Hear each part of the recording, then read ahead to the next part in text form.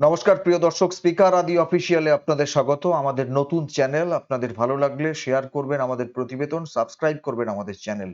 দেখুন, ছবি দেখাচ্ছি বিজেপির প্রাক্তন রাজ্য সভাপতি সাংসদ দিলীপ ঘোষ এবং রাজ্যের মাননীয় মুখ্যমন্ত্রী মমতা বন্দ্যোপাধ্যায়ের। হঠাৎ এদের দুজনের ছবি দিয়ে কেন প্রতিবেদন করতে এলাম? অ্যাকচুয়ালি দিলীপ ঘোষ যার নাম, যার প্রত্যেকটা কথার মধ্যে বিতর্ক থাকবে, সেই দিলীপ ঘোষ এবার ওই মমতা বন্দ্যোপাধ্যায়ের দুর্ঘটনা বলুন বা তার আঘাতপ্রাপ্তি, সেটা নিয়ে কোনো কটু মন্তব্য করবেন না বা কোনো তির্যক মন্তব্য করবেন না, এটা হতে পারে না। সাংবাদিকরা দিলীপ ঘোষকে প্রশ্ন করছিলেন যে ভোট ঘোষণা এখনো হয়নি, ইতিমধ্যেই রাজনৈতিক হিংসা বিভিন্ন দিকে শুরু হয়ে গেছে। কোথাও তৃণমূল কংগ্রেস কর্মী খুন, কোথাও বিজেপির বিভিন্ন নেতা কর্মীদের বাড়িতে আক্রমণ ইত্যাদি। তো এ বিষয়ে কি বলবেন? দিলীপ ঘোষ তার উত্তরে কি বললেন?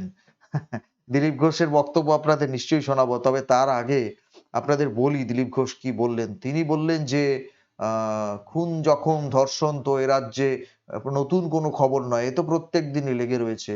রাজ্যের মুখ্যমন্ত্রী যখন নিজের বাড়িতে সুরক্ষিত নন, তাহলে রাজ্যের সাধারণ মানুষের সুরক্ষা কোথায়? এ প্রশ্ন তিনি করেছেন। স্বাভাবিকভাবেই তিনি নিজের বাড়িতে যে সুরক্ষিত নন, তিনি আঘাত পেয়েছেন, যে কোনো ভাবেই পান। ডাক্তাররা যেটা বলছিলেন পুশ ফ্রম বিহাইন্ড, সেভাবেই পান বা পড়ে গিয়েই আঘাত পান, তিনি পেয়েছেন। তার ওই আঘাত প্রাপ্তি নিয়ে তির্যক কোনো কথা আমরা নিশ্চিতভাবে বলতে চাই না। তার আরোগ্য আমরা বারে বারে কামনা করেছি, কিন্তু তারপরে দিলীপ ঘোষ এগিয়ে গিয়ে বললেন যে মমতা বন্দ্যোপাধ্যায় সারা জীবন কাদের জন্য রাজনীতি করলেন, তার বাড়িতেই তিনি সুরক্ষিত নন। আর একটা তাৎপর্যপূর্ণ এবং আপত্তিকর তো বটে, তিনি বললেন বাংলার বাঘিনী মমতা নিজের বাড়িতে বিড়ালের মতো বেঁচে আছেন। বক্তা দিলীপ ঘোষ, আপনাদের শোনায় দিলীপ ঘোষের বক্তব্য, আপনারা শুনুন। দাদা, লোকসভা ভোটে 23টি আসন পেতে পারে তৃণমূল। সি ভোটার সমীক্ষা ইঙ্গিত বিজেপি পেতে পারে 19টি আসন। যাতে শান্তিপূর্ণ নির্বাচন হয়। ভোটের দিন ঘোষণার আগে রাত্রে নদিয়া থানাপাড়া তৃণমূল কর্মী খুন, বাড়ির কাছে কুপিয়ে হত্যা। খুন তো প্রতিদিন হয় পশ্চিমবাংলায়, এটা কোনো খবরই নয়। খুন, জখম, ধর্ষণ প্রতিনিয়ত বেড়ে চলেছে।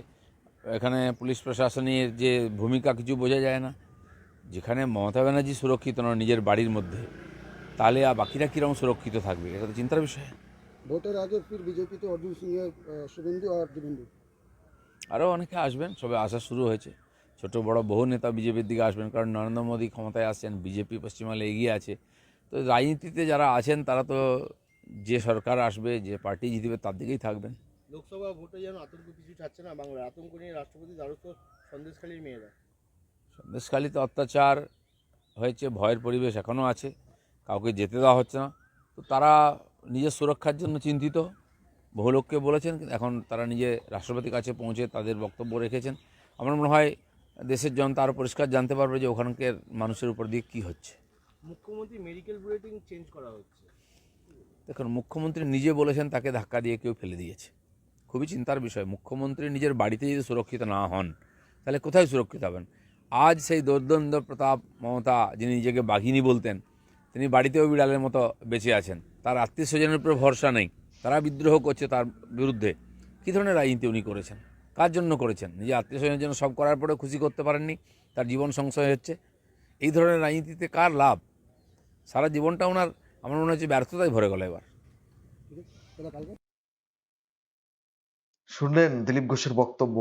বললাম না যে এখন তিনি ভালো বলেছেন কি মন্দ বলেছেন সে বিচার আপনারা করবেন, সে নিয়ে আমি কিছু বলছি না। কিন্তু ওই যে বললাম যে তাৎপর্যপূর্ণ মন্তব্য এবং নজরে আসার মতো গরম গরম মন্তব্য। নিজের দুর্দণ্ড প্রতাপ মমতা নিজের বাড়িতে নাকি বিড়ালের মতো বেঁচে আছেন।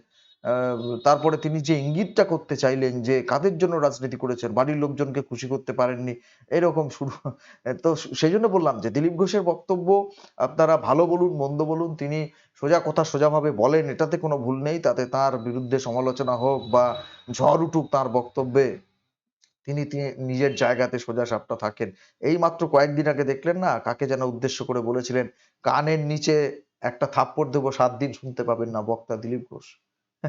সুতরাং রাজ্যের দেখুন সন্দেশখালী প্রসঙ্গ নিয়ে তিনি আক্রমণ অন্য সুরেও করতে পারতেন, কিন্তু মমতা বন্দ্যোপাধ্যায় নিজের বাড়িতে বেড়ালের মতো বেঁচে আছেন, এই ধরনের কটু কথা, এই ধরনের তির্যক মন্তব্য রাজ্যের মুখ্যমন্ত্রী সম্পর্কে না করলেই বোধহয় ভালো করতেন। তবে বললাম না, ওনার নাম দিলীপ ঘোষ, উনি ওনার স্টাইলই ব্যাটিং করতে থাকেন। দিলীপ ঘোষের ব্যাটিং স্টাইল কেউ পরিবর্তন করতে পারে না, উনি ওভাবেই বলে অভ্যস্ত, ওভাবেই বলেন।